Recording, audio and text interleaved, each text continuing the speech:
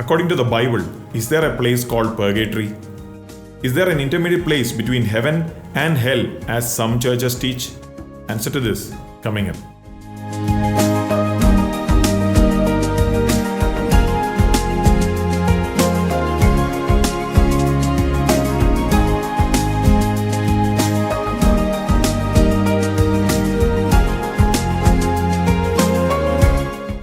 Hello, Pastor Georgy here from Pointed to Eternity, and welcome back to another Q&A.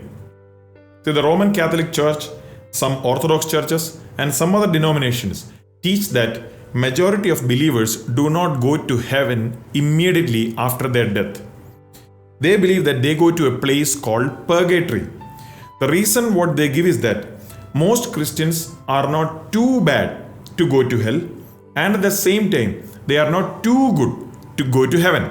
So there must be an intermediate place, and that place is called a purgatory, where the dead believers suffer some form of punishment until they are purged or purified. So we are dividing this analysis of purgatory into 3 sessions. The first one is this session, wherein we are dealing with the definition. What is purgatory? The second session will deal with the defense. How do some people support that doctrine of purgatory?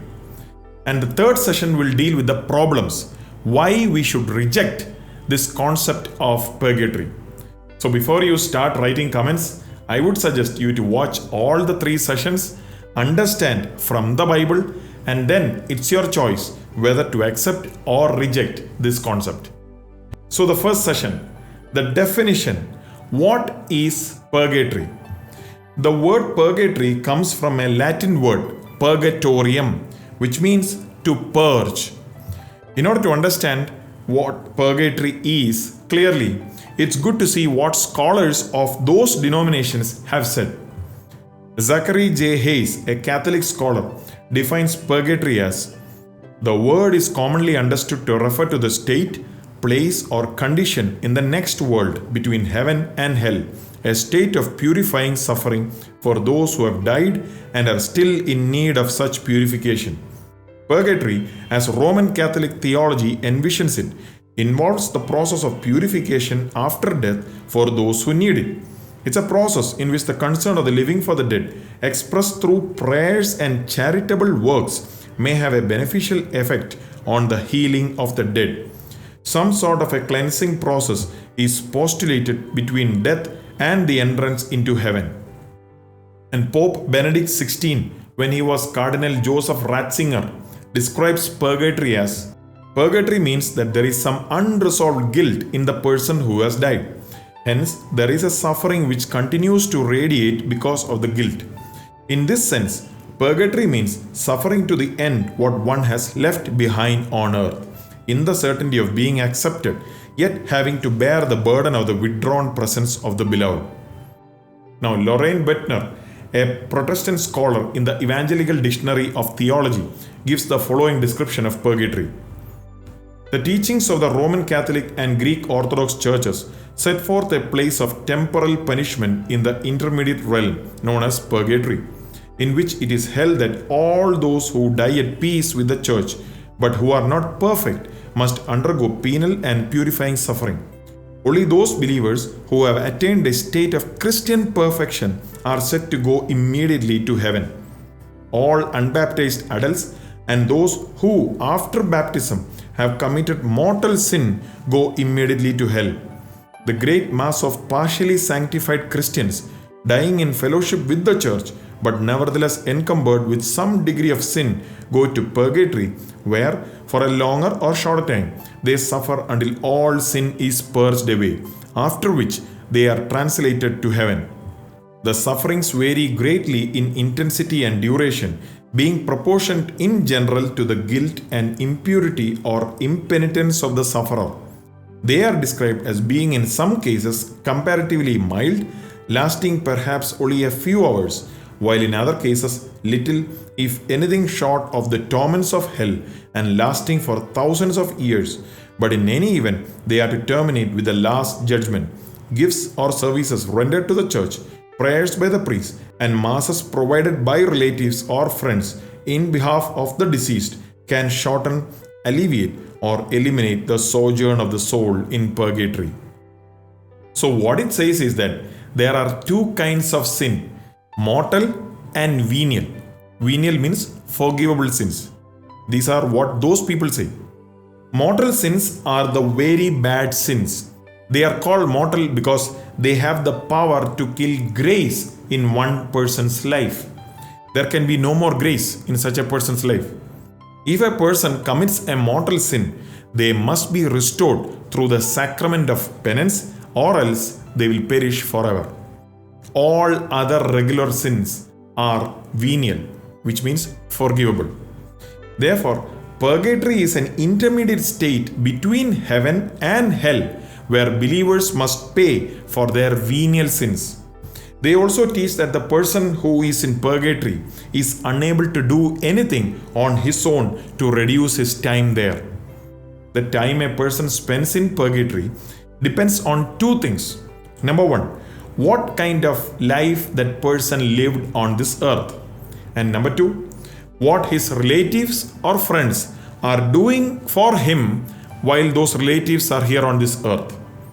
They teach that those who are alive on earth can help out those relatives in purgatory by praying for them, doing masses for them, and even purchasing indulgences for them. An indulgence is a lessening of either all or part of the temporal punishment of sin. By the way, we will have a separate video on what indulgences are, how it started, how they were marketed, and how unbiblical they were. So stay tuned. And by the way, if you have not yet subscribed, do subscribe and turn on that bell notification so that you will be alerted when all those videos are posted. It was taught that the Pope had some kind of jurisdiction over purgatory. It was his choice by granting indulgences to lessen the suffering of the soul in purgatory or even end it fully. Indulgences were used by the church to make money. They were certificates produced in bulk, pre-signed by the Pope, and forgave a person's sins and allowed that person entry into heaven. So if you know that you are a sinner, you should wait until a forgiver was in your locality who was selling that indulgence. You can buy that and then your sins will be forgiven.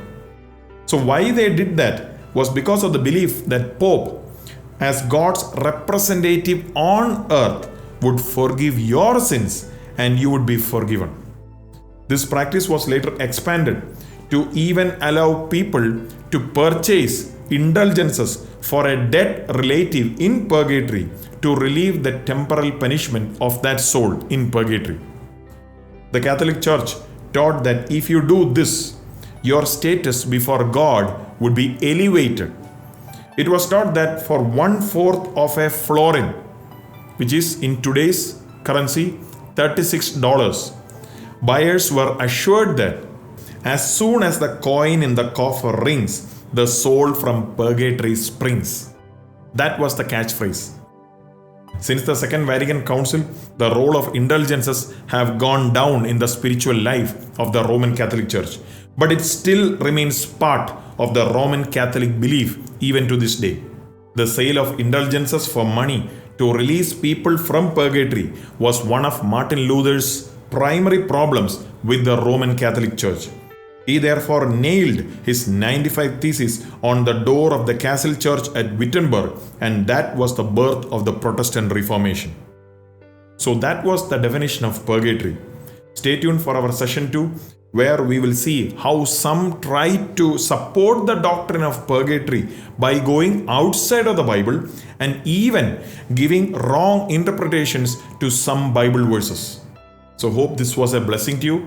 If so, please do share this video with others also. God bless you.